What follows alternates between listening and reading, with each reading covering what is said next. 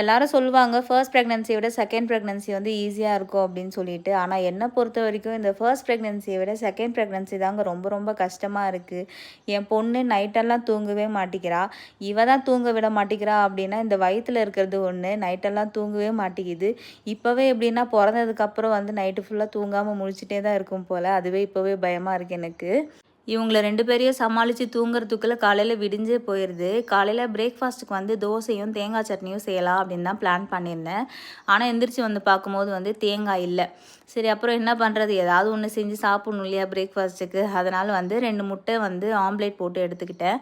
அப்புறம் இந்த கொழுக்கட்டை வந்து எனக்கு இந்த பால்வாடியில் ப்ரெக்னெண்ட்டாக இருக்கவங்களுக்குலாம் வந்து இந்த பால்வாடியில் வந்து சத்து மாவு தருவாங்க. அதில் தான் வந்து நேற்று செஞ்சுருந்தேன். சரி அதையே வச்சிடலாம் அப்படின்னு சொல்லிட்டு அதையும் அது கூட வந்து வாழைப்பழமும் வந்து சேர்த்து என் ஹஸ்பண்ட்க்கு வந்து ஃபஸ்ட்டு சாப்பிடுங்க அப்படின்னு சொல்லி கொடுத்துட்டேன்.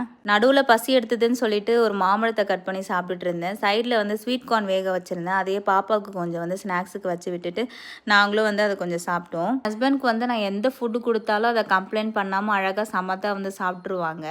ஃபுட்டு விஷயத்துலன்னு இல்லை, எல்லா விஷயத்துலையுமே அப்படி தான் என்னை ரொம்பவே அட்ஜஸ்ட் பண்ணி போவாங்க. அந்த விதத்தில் நான் ரொம்பவே லக்கி.